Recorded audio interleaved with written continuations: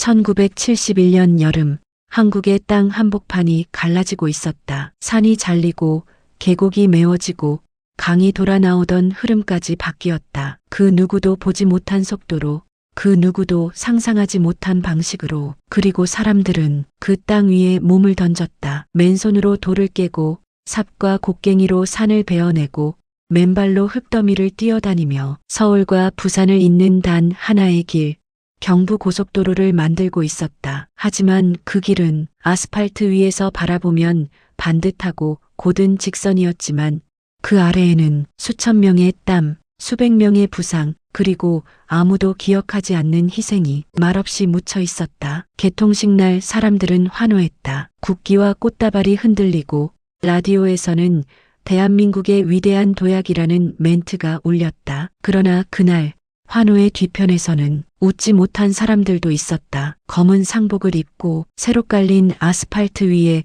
고개를 숙인 이들. 그들은 누구의 아내이자 누구의 어머니이자 누구의 자식이었다. 그들이 떠올린 건 박수 소리가 아니라 땅속에서 들려오는 듯한 목소리였다. 이 길은 누구의 희생으로 만들어졌을까? 오늘 그 이야기의 문을 엽니다. 안녕하세요. 사건시대 이야기꾼 지림선생입니다. 경부고속도로 공사가 한창이던 1970년 겨울 끝자락, 경북 어느 산자락 공사 현장. 새벽 5시 40분 어둠과 안개가 뒤섞인 현장에 가느다란 사이렌이 울렸다. 일어나라. 오늘도 산을 베어야지. 막사의 문이 벌컥 열리고 현장 감독이 호루라기를 불어댔다. 노동자들은 전날 젖어 마르지도 않은 작업복을 붙잡고 비몽사몽한 얼굴로 밖으로 나왔다. 그들 중 한 명, 정만식 42세. 그는 묵묵히 군화끈을 메고 작업모를 털어냈다. 모자 겉면엔 이미 굳어버린 흙이 한 겹 붙어 있었다. 아버지,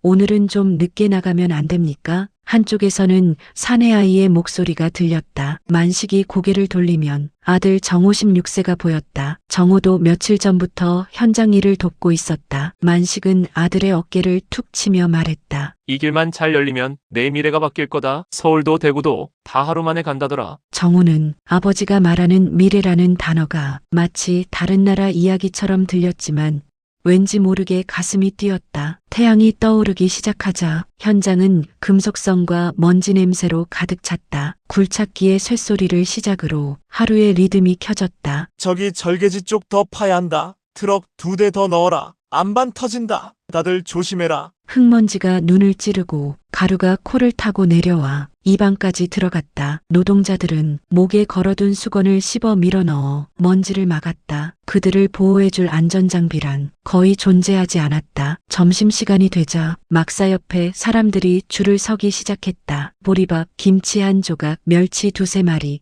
그리고 따끈하지도 않은 보리차 한 모금. 만식이 밥을 입에 넣으며 말했다. 그래도 잘해야지. 이 길 한 번 나면 나라가 바뀐다 카더라. 옆자리의 친구 철수는 쓴웃음을 지었다. 아이고 좋지요. 근데 우리도 좀 챙겨야지, 안 그렇습니까? 일주일째 하루도 쉬지도 못하고 말입니다. 만식은 말없이 밥을 씹었다. 하지만 마음속 깊은 곳에서는 이 길이 정말 나라만 바꾸는 게 아니라 우리 가족도 바꿀 수 있을까? 라는 희망이 작게 피어올랐다. 오후 작업이 시작되자 현장은 더욱 뜨거워졌다. 여름도 아닌데 굴착기 열기와 흙먼지로 사람들의 얼굴은 벌겋게 달아올랐다. 정호는 아버지 곁에서 흙을 퍼옮기며 이마에 땀을 수건으로 닦았다. 아버지, 이거 언제까지 하는 겁니까? 만식은 잠시 멈춰 아들의 얼굴을 바라보았다. 정호야, 지금은 힘들어도 이길라면 사람들이 우리를 기억할 거다. 그때 그 길 만든 사람들이라고. 정호는 그 말을 듣고 작은 미소를 지었다. 아버지의 손은 두껍고 거칠었지만 그 눈빛만큼은 뜨거운 희망을 품고 있었다. 그러던 중 현장 공사장 언덕 위에서 갑자기 굵은 돌한덩이가 굴러 떨어졌다. 위험, 다들 피해라. 관리 감독 박 감독이 소리쳤지만 워낙 많은 인부들이 좁은 절개지에 몰려 있어 움직일 공간조차 부족했다. 돌덩이가 바닥에 떨어지며 흙먼지가 폭발처럼 튀어올랐다. 정우가 깜짝 놀라 뒤로 넘어졌고 만식이 재빨리 아들을 감싸 끌어냈다. 괜찮나? 어디 다친 데 없지? 예, 아버지. 그 순간 정호는 아버지의 등에 묻은 흙과 먼지를 보며 묘한 감정을 느꼈다. 아버지는 정말 이 길 하나만 믿고 사는구나. 해가 완전히 기울자 현장은 다시 어둠 속으로 들어갔다. 그러나 작업은 멈추지 않았다. 한 줄로 늘어선 전등줄 아래 노동자들의 그림자가 길게 흔들렸다. 어디선가 용접 불꽃이 튀었고 산 아래에서는 트럭이 쉼없이 왕복했다. 박 감독은 볼펜으로 일정표를 확인하며 중얼거렸다. 이 속도로는 안 돼. 윗선에서 또 뭐라고 내려오겠구만. 그의 얼굴은 늘 불안과 피로가 뒤섞여 있었다. 작업을 마치고 막사로 돌아가는 길, 정우는 하늘을 올려다보았다. 별들이 가득했다. 공사 소음도 잠시 멈춘 시간. 하지만 그 고요함 속에서도 정우의 귀에는 굴착기 소리, 돌 깨는 소리, 그리고 아버지의 숨소리가 계속 들리는 것 같았다. 아버지, 왜, 정말 이길라면 우리 달라질까요? 만식은 잠시 걸음을 멈추고 밤하늘을 바라보았다. 장담 못한다. 근데 하나는 안다. 우리가 지금 여기서 버티고 이 길 열면 내 인생은 지금보다 나아진다. 정우는 그 말에 천천히 고개를 끄덕였다. 아무것도 없는 황량한 산을 깎고 땀과 흙을 섞으며 새로운 길을 만드는 사람들. 그러나 그들의 인생은 이제 막 시작되는 더 큰 비극과 희생의 그림자를 아직 모르고 있었다. 하늘이 무너질 듯 쏟아지는 빗속에서 시작한다. 1970년 여름 장맛비가 며칠째 내리던 날 경부고속도로 건설 현장은 마치 거대한 진흙늪 같았다. 포클레인은 깊은 웅덩이에서 허우적거렸고 작업자들의 장화는 진흙에 빠져 한 걸음 떼기도 어려웠다. 빗줄기는 밤새도록 멈출이 없었다. 막사 지붕에서는 빗물이 새어 양동이에 뚝뚝 떨어졌다. 아버지, 오늘도 나가야 합니까? 정우가 축 늘어진 목소리로 말했다. 정만식은 젖은 장화를 신으며 답했다. 비 온다고 공사가 멈추는 시대가 아니다. 일정이 하루만 밀려도 윗선에서 난리 난다. 정우는 아버지의 말이 원망스럽진 않았다. 다만 그 말이 사실이라는 게 무거웠다. 현장에 도착하자 관리감독 박 감독은 비닐 우비도 없이 서 있었다. 장비팀 2반 절개지 정리 먼저 들어가라. 노무자들은 흘러내린 흙부터 걷어내고 붕괴 위험 지역은 출입 통제한다. 그의 목소리는 폭우 소리에 묻혀 들리지도 않았다. 정만식은 배수로 쪽에서 흙을 퍼내던 중 살짝 흔들리는 땅을 느꼈다. 잠깐, 이거 이상한데. 그는 바닥에 손을 대보았다. 흙이 미세하게 떨리고 있었다. 사고는 항상 작은 징후에서 시작된다. 흙들이 가만히 있는 것처럼 보이지만 그 안에서는 수분이 차오르고 점도가 바뀌고 토합이 미세하게 흔들리며 어느 순간 임계점을 넘어선다. 그리고 그 순간부터는 사람이 개입할 수 없다. 정우가 아버지를 불렀다. 아버지, 저기 위에 돌들이 조금씩 움직이는 것 같은데요? 정만식은 눈을 가늘게 뜨고 절개지를 바라보았다. 빗방울이 비스듬히 떨어지고 흙더미 위에서는 작은 돌멩이가 톡톡 떨어지고 있었다. 만식은 본능적으로 알았다. 이건 위험 신호다. 정호야, 밑으로 좀 내려가 있어라. 아버지는요? 난 좀 더 봐야지. 그러나 그 짧은 순간에도 위쪽 절개지에서는 무언가 움직이고 있었다. 위험? 다들 내려가라. 박 감독이 소리쳤다. 비탈면에 금 가고 있다. 상부 인부들 전부 내려와. 노동자들이 서둘러 아래로 내려오는데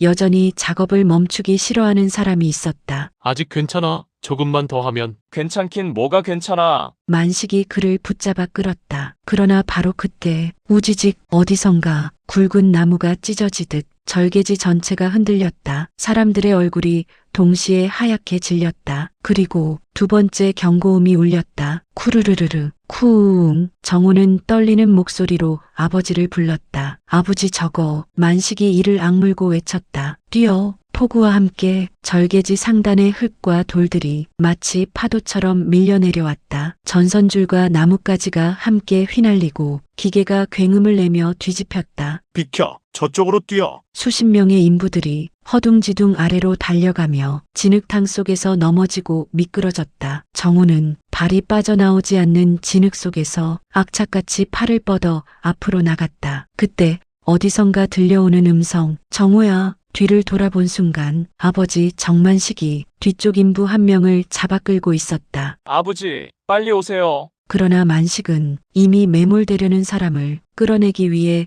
몸을 굽히고 있었다. 아가, 너 먼저 가. 정우는 눈물이 섞인 빗물 속에서 아버지를 바라보았다. 비탈면의 중간부가 갑작스럽게 내려앉았다. 흙더미가 거대한 포대자루처럼 쏟아지며 포크레인 2대를 덮쳤다. 만식이 잡고 있던 인부는 겨우 빠져나갔지만 만식의 발은 흙더미 아래에 걸려 움직이지 않았다. 정만식, 여기 사람 있다. 근처에 있던 작업자들이 삽과 곡괭이를 들고 달려왔지만 진흙은 물처럼 빠르게 흘러내렸다. 정우는 미친 듯이 아버지 쪽으로 달려가려 했다. 아버지, 제가 갈게요. 제가. 그러나 철수와 다른 동료가 그의 팔을 붙들고 외쳤다. 안 돼. 거기 지금 들어가면 너도 죽는다. 정우는 절규했다. 비가 그의 눈물과 땀과 진흙을 구분하지 못할 만큼 거세게 내렸다. 한참을 파내던 중 어디선가 작은 두드림 소리가 났다. 톡톡. 사람들의 손이 멈췄다. 조용, 다들 멈춰라. 빗소리만 들리던 현장에 작은 신음소리가 섞여 들어왔다. 여기. 철수는 울먹이며 외쳤다. 여기 살아있다. 여기 사람 있다. 노동자들은 자신의 손이 베이든 말든 죽기 살기로 흙을 파내기 시작했다. 30분 넘는 사투 끝에 만식이 들어올려졌다. 온몸은 진흙으로 뒤덮였고 숨소리는 희미했지만 분명히 살아있었다. 아버지. 정우가 흐느끼며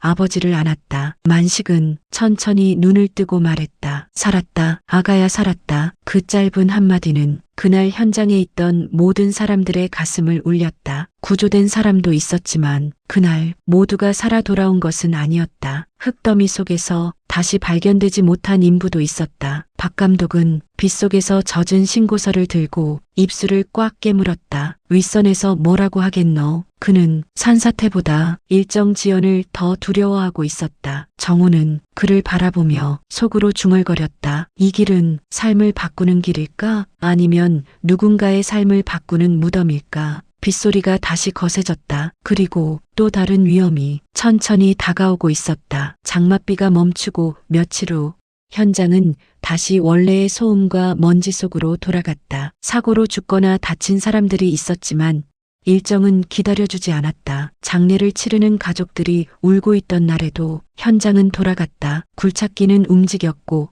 트럭은 흙을 부었고 포클레인은 비탈을 깎았다. 정만식은 산사태 이후로 몸 여기저기 통증이 있었지만 쉴 수 없었다. 병원에 가보라는 말도 있었지만 그에게 병원은 사치였다. 하루라도 일을 하지 않으면 집으로 들어가는 쌀자루의 양이 줄어드는 시대였다. 정우는 그 이후로 아버지를 더 유심히 봤다. 아버지가 삽을 들 때 손목이 떨리는 것도, 허리를 굽힐 때마다 이를 악무는 것도. 하지만 만식은 늘 괜찮다는 말로 넘어갔다. 가족 앞에서는 힘든 기색을 감추는 게 그 시대 아버지들의 방식이었다. 사고 다음 주부터는 공병대가 현장에 투입되었다. 군복을 입은 젊은 병사들이 민간 인부들과 함께 땀을 흘렸다. 정호 또래의 병사들도 많았다. 옷은 적고 얼굴은 먼지에 뒤덮여 둘의 차이를 구분하기조차 어려웠다. 공병대가 진행한 구간은 가장 험하고 위험한 절개지였다. 폭발물을 설치하고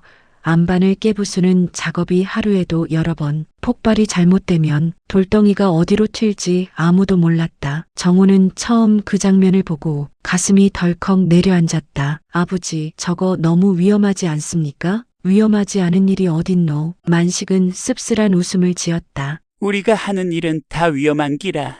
근데 누군가는 해야지.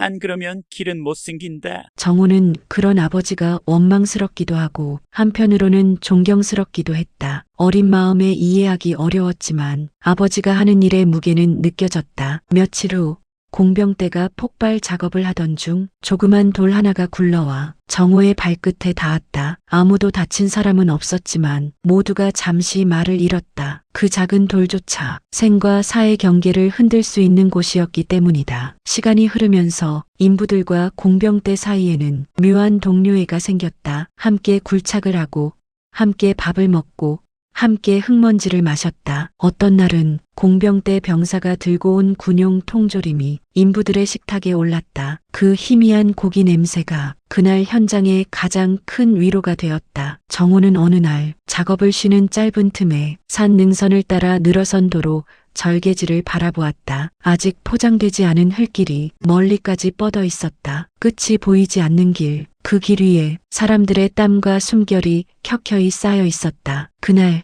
정호는 처음으로 아버지가 말하던 미래라는 단어가 조금 이해되는 듯한 기분이 들었다. 이 길이 열리면 사람들이 서울과 부산을 하루 만에 오가고 장사도 더 잘 되고 세상이 지금보다 더 넓어질 거라고, 그 길을 만든 사람들에게 누군가 고마워할 거라고. 그러나 정호의 마음 한편에는 지워지지 않는 불안이 남아 있었다. 산사태는 지나갔지만 언제든 또 다른 사고가 날 수 있다는 걸 그는 이미 경험으로 알고 있었다. 며칠 뒤 현장에 작은 문제가 발생했다. 가설교량의 일부가 트럭의 무게 때문에 살짝 내려앉은 것이다. 사람들은 수군댔고 누군가는 관리자에게 따졌다. 이게 안전합니까? 트럭 몇 대만 더 지나가면 부러지겠구먼. 박 감독은 늘 그랬듯이 여유 있는 척하면서 말했다. 걱정하지 마십시오. 우리가 계산 다 돼 있습니다. 문제 없습니다. 그러나 그를 지켜보는 인부들의 표정은 믿지 않는 눈빛이었다. 그들은 현장의 위험을 계산이 아니라 몸으로 먼저 느끼는 사람들이었기 때문이다. 정호가 그 모습을 보며 속삭였다. 아버지,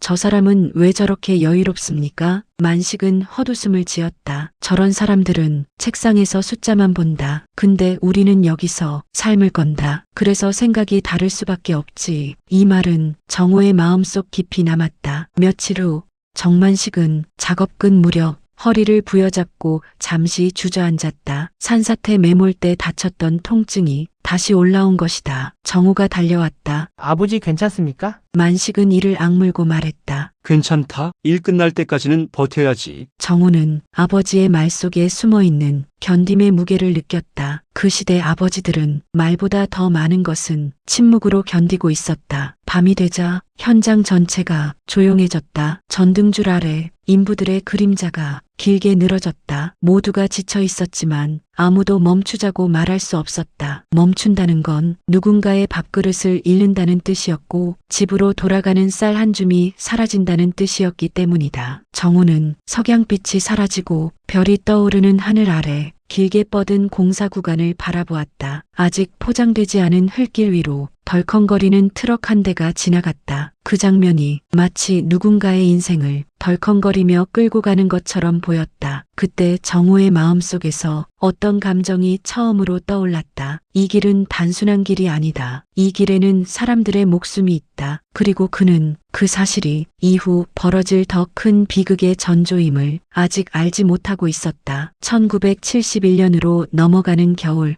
현장은 어느 때보다 바쁘게 돌아갔다. 개통 목표가 다가올수록 일정은 더 빡빡해졌고 작업자들은 밥을 먹는 시간조차 줄여가며 도로나 터널 공사를 마무리하고 있었다. 정만식과 정우 부자도 매일같이 새벽별을 보며 출근하고 달빛을 보며 퇴근하는 생활을 반복했다. 그들의 몸은 이미 한계에 가까웠지만 지쳐 쓰러질수록 경부고속도로 개통의 날짜는 더 선명하게 다가왔다. 박 감독은 스스로도 알고 있었다. 현장이 이미 위험 수위에 와 있다는 걸. 그러나 윗선에서 떨어지는 지시는 늘 같은 말이었다. 일정을 절대 늦춰서는 안 된다. 국가 사업이다. 어떻게든 끝내라.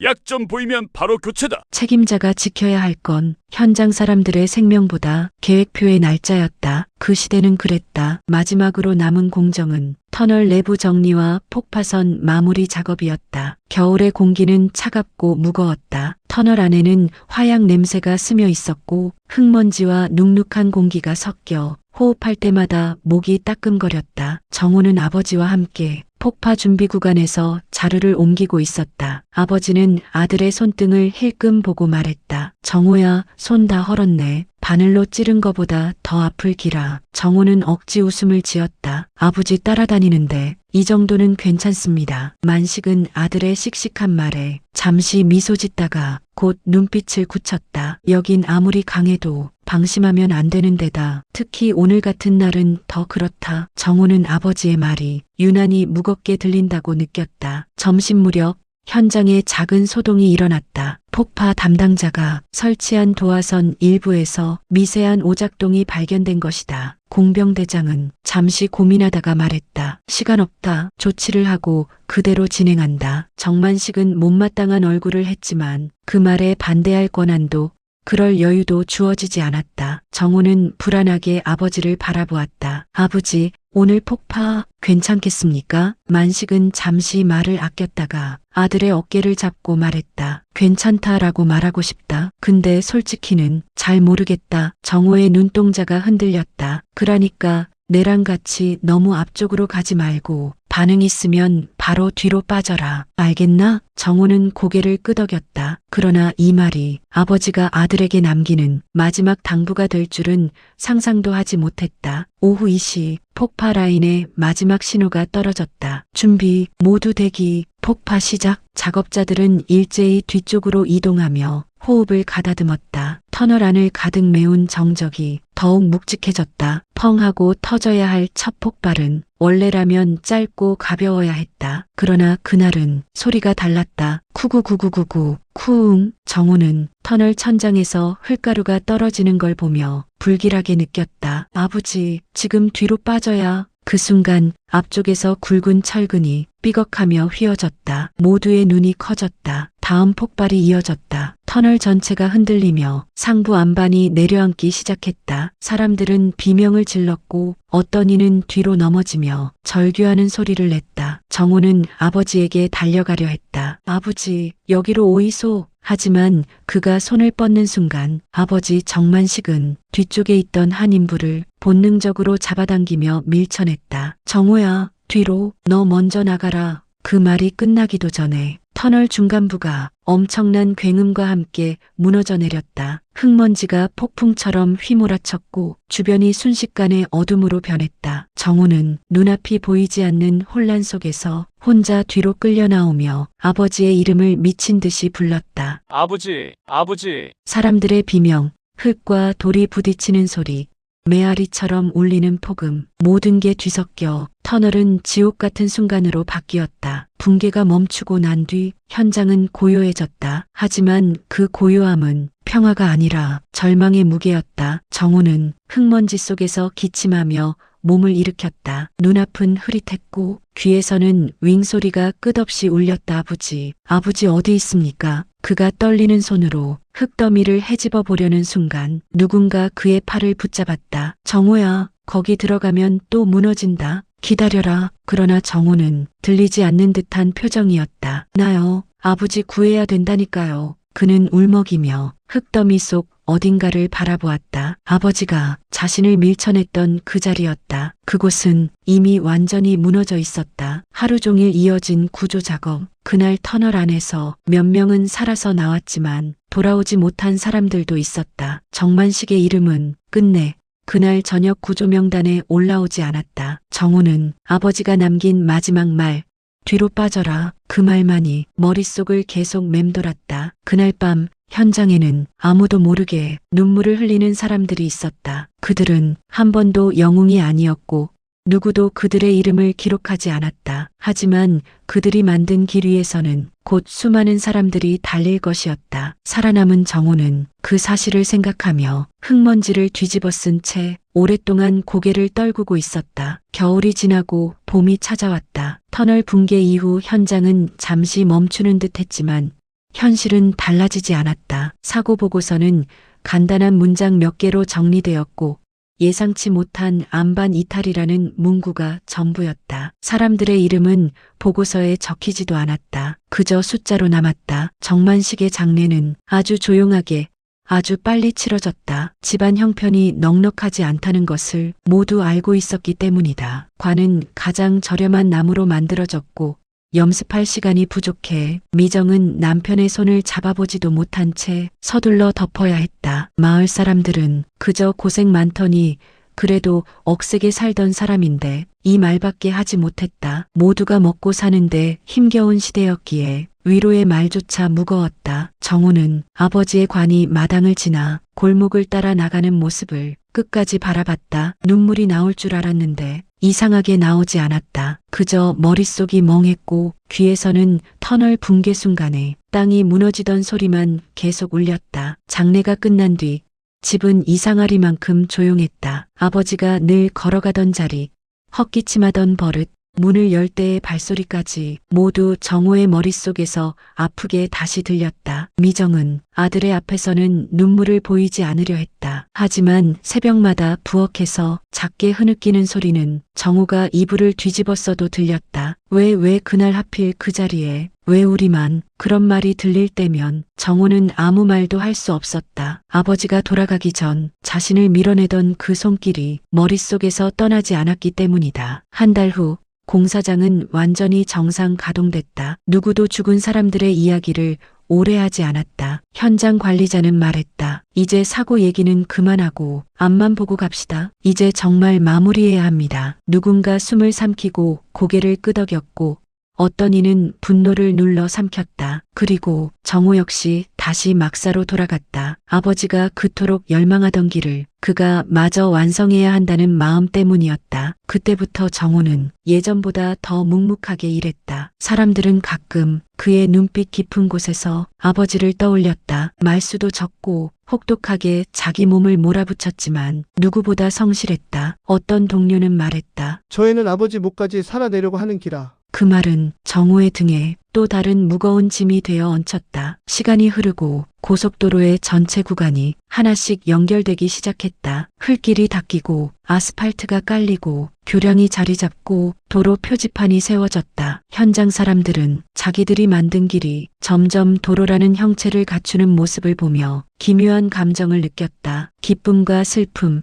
보람과 억울함이 뒤섞여 마음 한 구석에서 계속 돌았다. 그리고 1971년 7월 7일 경부고속도로의 공식 개통식, 전국에서 모여든 사람들로 현장은 붐볐다. 각종 기관차, 언론사 카메라, 관료들의 연설, 하얀 장갑, 반짝이는 자동차 행렬, 모두가 환호했다. 드디어 해냈다. 이제 부산이 하루 거리락 하더라. 세상이 달라지겠지. 사람들은 새 길을 보고 희망을 이야기했다. 한 시대가 바뀌는 듯한 묘한 전율이 있었다. 하지만 개통식 한쪽 구석에는 다른 사람들이 서 있었다. 검은 옷, 고개 숙인 얼굴, 울음을 참느라 입술을 깨문 여성들. 그들은 이 길이 열리는 것을 진심으로 축하할 수 없었다. 그 길 아래 묻힌 남편, 아들, 아버지가 생각났기 때문이다. 미정도 그들 사이에 서 있었다. 언제나처럼 흰 수건 하나를 손에 꼭 쥔 채 그녀는 가끔 눈을 감았다가 떴고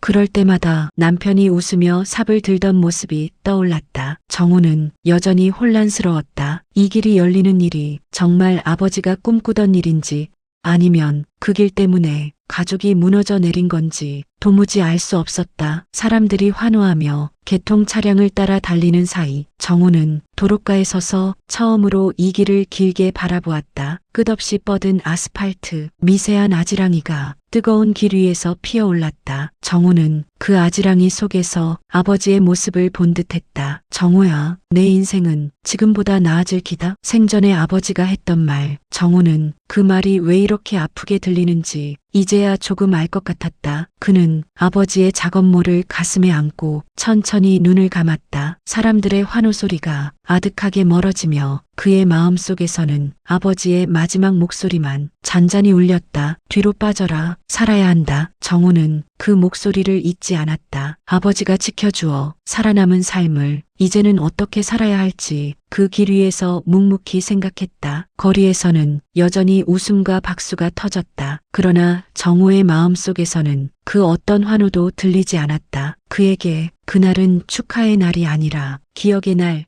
그리고 다짐의 날이었다. 그는 아버지의 희생이 헛되지 않도록 이 길 위를 살아갈 것을 마음 깊이 약속했다. 경부고속도로 개통식 이후로 세상은 정말 많이 달라졌다. 버스와 트럭이 하루에도 수백 번씩 오갔고 서울과 부산을 잇는 시간이 단축되며 경제는 숨을 쉬듯 살아났다. 시장에는 더 많은 물건이 들어왔고 직장인들은 더 멀리 출퇴근할 수 있게 됐다. 사람들은 그 길을 기적 같은 길이라 불렀다. 그러나 정호에게 그 길은 기적이 아니라 아버지를 잃은 자리였다. 농가 밭이 지나고 산 능선이 지나고 터널이 지나고 교량이 지나가는 그 긴 길, 그 어디엔가 아버지가 마지막으로 쏟았던 땀과 남기고 간 숨결이 묻혀 있었다. 정호는 개통 후에도 종종 혼자 그 길을 걸었다. 차들이 쉴 새 없이 달리는 바로 옆 갓길 너머로 난 좁은 길을 따라 조용히 천천히 걸었다. 사람들은 이유를 묻지 않았고 그는 대답할 필요도 없었다. 어느 날 비가 내리던 오후 정호는 터널 입구 근처에 멈춰섰다. 아버지가 사라진 바로 그 구간이었다. 이제는 완벽하게 포장되고 깨끗하게 정리되어 당시의 흔적은 전혀 남아있지 않았다. 사람들이 이 길을 달릴 때 그 누구도 여기서 누가 죽었고 누가 살아남았는지 기억하지 못할 것이다. 하지만 정호는 그 사실이 슬프지 않았다. 아버지가 남긴 건 이름이 아니라 길 그 자체였기 때문이다. 그는 터널 안으로 바람이 불어 들어오는 소리를 들으며 속삭이듯 말했다. 아버지, 이 길 사람들이 참 많이 달립니다. 아버지가 꿈꾸던 대로 나라가 점점 좋아지고 있습니다. 그 말이 바람에 실려 터널 앞에서 조용히 사라졌다. 세월이 흘렀다. 정호는 20살이 넘었고 스스로 가장이 되었다. 어머니 미정은 세월에 지쳐 몸이 약해졌지만 아들의 곁을 지키며 소박한 삶을 이어갔다. 정호는 아버지가 다 못 만든 길을 많은 사람들과 함께 끝까지 이어가는 일을 선택했다. 건설 일은 늘 위험했고 늘 고되었지만 그는 작업복을 입을 때마다 아버지의 손길이 스친 듯한 기분이 들었다. 일이 힘들 때면 정호는 아버지의 작업모를 꺼내 가만히 쓰다듬었다. 모자에 박힌 흙먼지는 세월이 흘러도 떨어지지 않았다. 그 흙에는 아버지의 하루하루가 담겨 있었다. 아버지, 이 흙은 제가 평생 안고 가겠습니다. 그는 그렇게 다짐했다. 시간이 더 지나 정호에게도 가족이 생겼다. 아들은 아버지가 일하던 곳이 어떤 곳이었는지, 어떤 희생이 있었는지, 어떤 시대였는지 조금씩 아주 조금씩 알아갔다. 어느 날 정호는 아들과 함께 경부 고속도로를 따라 남쪽으로 운전하고 있었다. 창밖으로 펼쳐지는 풍경은 그 옛날 흙먼지가 날리던 산하가 아니었다. 고층 건물과 공장, 마을과 간판, 그리고 수많은 차량이 끊임없이 움직이고 있었다. 아들은 물었다. 아버지, 왜 이 길만 오면 말이 없어지세요? 정호는 한동안 대답하지 못했다. 목이 메어 쉽게 말을 꺼낼 수 없었다. 그리고 창밖으로 멀어지는 터널을 바라보며 조용히 말했다. 이 길은 우리 아버지가 남긴 길이다. 내 할아버지는 이 길 만들다가 하늘로 가셨어. 아들은 놀란 눈으로 그를 바라보았다. 정호는 말을 이었다. 그래도 그분이 만든 길 위에서 우리가 이렇게 편안하게 달리고 있는 거다. 누군가는 이렇게 자기 목숨 걸고 남을 위해 길을 만드는 기라. 아들은 아무 말도 하지 않았다. 그저 고개를 끄덕이며 조심스럽게 도로 위를 바라봤다. 그날 이후 아들은 이 길을 지날 때마다 자연스럽게 허리를 펴고 아버지처럼 말없이 창밖을 보았다. 그 모습은 정호에게 큰 위로였다. 한여름 저녁 정호는 혼자 길을 걷고 있었다. 높게 깔린 아스팔트 위로 차들이 바람처럼 스쳐 지나갔다. 그는 문득 길가 한쪽에 서서 해가 지는 하늘을 바라봤다. 붉게 물든 석양이 아스팔트 표면에 반사되어 아련하게 펼쳐지고 있었다. 그 모습은 어릴 적 아버지가 이 길이 열리면 미래가 달라진다 라고 말하던 순간과 겹쳐 보였다. 정호는 천천히 작업모를 가슴에 안고 길을 향해 고개를 숙였다. 아버지, 정말로 세상이 달라졌습니다. 이 길, 참 많은 사람들 살렸습니다. 참 많은 사람들 이어줬습니다. 바람이 살짝 불어 작업모 위에 먼지가 햇빛 속에서 희미하게 날렸다. 정호는 그 모습을 바라보며 눈가가 젖어드는 것을 느꼈다. 아버지가 만든 길, 아직도 모두 잘 걷고 있습니다. 아버지 덕분입니다. 그는 어둑해지는 도로 위에 서서 긴 숨을 내쉬었다. 멀리서 들려오는 차량 소리가 마치 누군가의 발자국처럼 느껴졌다. 그 발자국은 어쩌면 아버지의 것이었을까. 그는 그대로 눈을 감고 그 발자국이 가까이 오는 듯한 느낌을 조용히 받아들였다. 그리고 늦은 밤 별 하나 둘 떠오르는 하늘 아래에서 그는 속삭였다. 아버지, 이젠 조금은 덜 아프게 그립습니다. 그 말은 길 위에서 천천히 흩어져 어둠 속으로 스며들었다. 경부 고속도로는 그렇게 사람들의 삶을 실어 나르고 미래를 실어 나르고 누군가의 기억까지 실어 나르며 지금도 조용히 흐르고 있다. 그 길 위에는 수많은 이름 없는 손들이 있었다. 그리고 그 중 하나 정만식이라는 이름도 아스팔트 아래에 영원히 남아 있었다.